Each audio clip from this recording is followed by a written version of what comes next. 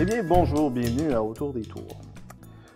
Pour plusieurs, les aspects culturels que l'on peut retrouver dans l'arrondissement Ville-Marie se résument au quartier des spectacles, aux vacanciers qui viennent profiter des nombreux festivals. Pourtant, l'arrondissement Ville-Marie contient bien d'autres trésors cachés et l'organisme des Voies culturelles des Faubourgs peut nous les faire découvrir. J'ai ici avec moi, en studio, Mme Claudine Kellil. Bonjour, Mme Kellil. Bonjour. Eh bien, la première question que j'aimerais vous poser, Mme Kellil, qu'est-ce qu'est les Voies culturelles des Faubourgs? Eh bien, nous sommes un organisme culturel basé sur le territoire, justement, de Centre-Sud, les Faubourgs. Et puis nous, ben en fait, je dirais en gros, là, si j'ai à résumer, ce serait de faire de la culture un moteur de développement social et humain sur le territoire des Faubourgs. OK, quand même. Et justement, où ça part cette idée-là? Parce que quand on entend les voies culturelles des Faubourgs, justement, on a tendance à penser juste culture, mais ça englobe bien d'autres choses, c'est ce que je comprends. Bien, c'est-à-dire que nous, on est beaucoup en lien aussi avec les organismes communautaires aussi qui sont sur le territoire, puis il y en a au-dessus de 250. Le territoire est très... c'est-à-dire qu'il est reconnu pour avoir une tradition communautariste. Et puis, on a une réalité particulière sur ce territoire-ci, sur le territoire de Centre-Sud. Il y a une diversité de population qu'on ne retrouve pas nécessairement dans d'autres quartiers. Donc, nous sommes un peu comme, je dirais, d'une part, on est à l'est du quartier des spectacles, mais on regorge aussi de beaucoup d'organismes culturels. Il y en a aussi au-dessus de 200. Il y a presque 12 000 emplois qui sont liés à la culture sur le territoire. Donc, on est d'ailleurs reconnu comme un pôle de création depuis 2009, le pôle de création des Faubourgs. Donc, voilà. Mais quand on parle d'organismes culturels, qu'est-ce qu'on parle exactement? Est-ce que vous auriez des exemples? Bien sûr, il y a des théâtres, il y a des organismes de danse, il y a la LNI, il y a vraiment, comme toutes les disciplines sont représentées sur le territoire. Il y a l'édifice de la Grover qui contient au-dessus de 100 ateliers d'artistes, donc de l'art visuel, des artisans aussi, le chat des artistes. Donc voilà, c'est vraiment un pôle important de création. OK, quand même. Et donc, on pourrait dire que c'est un pôle incontournable peut-être au Québec? Est-ce que vous Bien, seriez... c'est tout à fait incontournable, ça l'est de plus en plus. On n'avait peut-être pas la visibilité d'autres pôles, comme par exemple le pôle de Gaspé, mais ça s'en vient parce qu'il y a des nouveaux... Bien, justement, on fait de plus en plus de projets sur le territoire, et puis il y a la virée des ateliers qui a lieu 1 à 2 fois par année, puis qui attire quand même un bon nombre de gens qui viennent voir le travail des artistes et artisans. OK, parfait. Et juste pour rappeler aux téléspectateurs, dans le fond, est-ce que vous pourriez nous dire à partir de quelle année ça a été fondé, cet organisme-là? Oui, on a été fondé en 2001. Donc, nous fêtons, on est autour de la 17e année d'existence, oui. Puis, quels sont exactement comment je pourrais dire, les événements qui ont justement permis cette création-là? Bien, je pense qu'au début, c'était l'implantation de la grande bibliothèque qui avait été à l'origine de l'implantation en fait, de la création de voies culturelles. Puis justement, le fait qu'il y avait aussi l'édifice Grover qui regorgeait d'artistes et tout ça. Donc nous, dans le fond, là, on a une cinquantaine de membres qu'on représente, en fait, auprès des instances politiques pour que les enjeux culturels du territoire soient reconnus, puis qu'on ait les budgets aussi pour faire des projets. Et puis, ben nous, c'est ça, on est ce regroupement-là d'une part. D'autre part, on fait de la concertation avec les décideurs.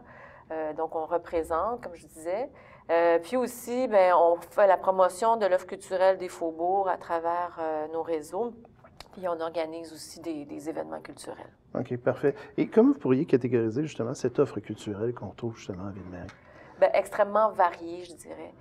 C'est sûr que dans Ville-Marie, parce que quand il y a eu la création du quartier des spectacles, naturellement, c'est devenu un lieu de diffusion. Il y a beaucoup de théâtre, tout ça. Par contre, tous les ateliers d'artistes, tout ça ont été, tous les artistes ont été évincés.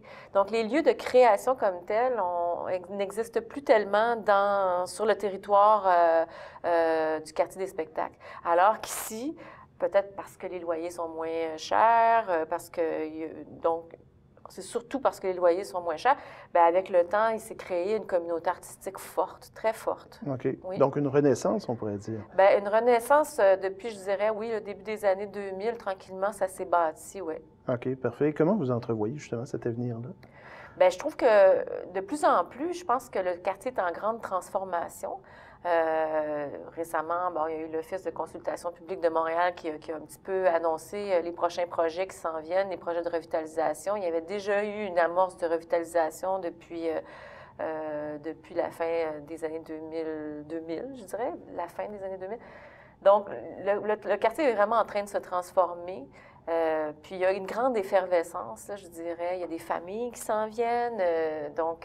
Puis, c'est ça, c'est une population extrêmement diverse.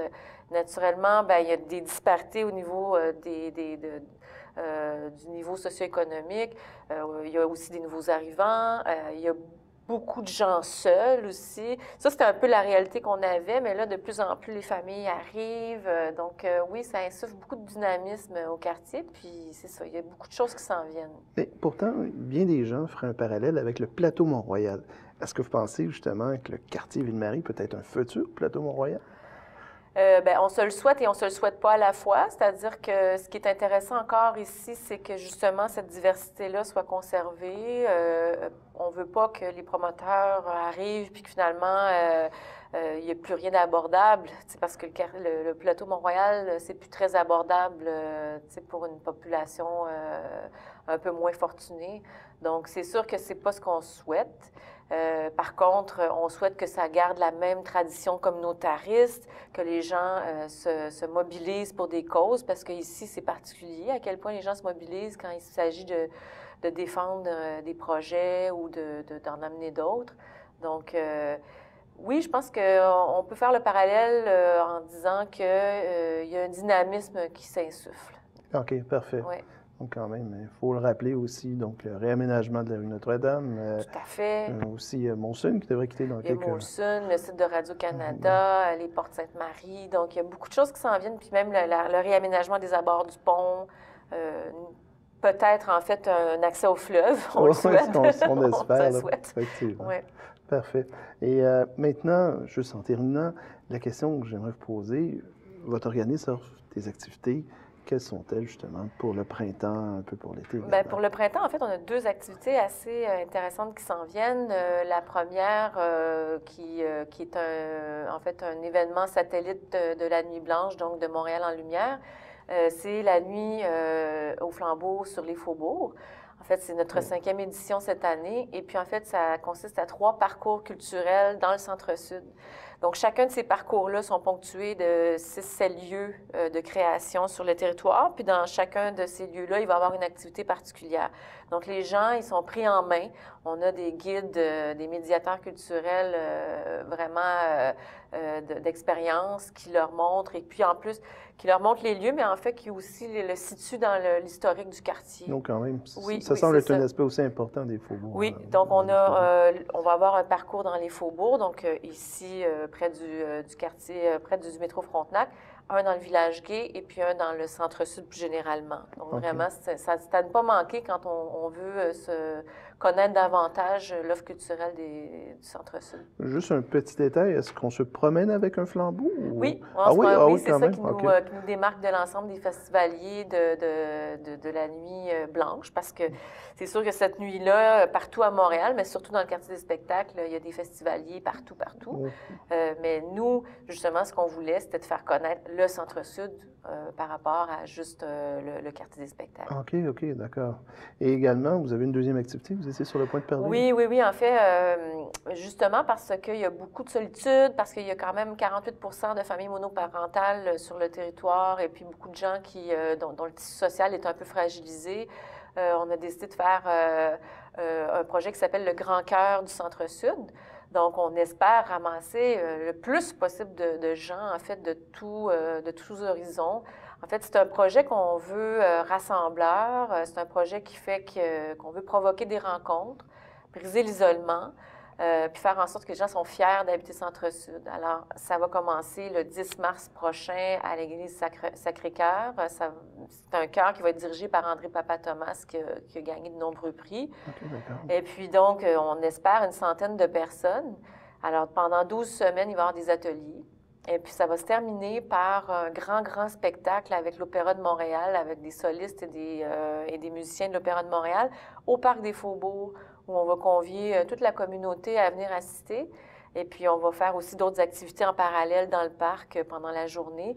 Donc, vraiment, l'idée, c'est vraiment de montrer à quel point le Centre-Sud se tient, puis à quel point Dynamique, c'est dynamique. Puis même, on offre le service de garde pour les gens qui sont monoparentaux. Alors, ils vont pouvoir venir assister à ces ateliers-là tous les dimanches à 15h30. OK, parfait. Bien, Madame Kelly, merci d'être passée autour des tours. Bien, ça me fait plaisir.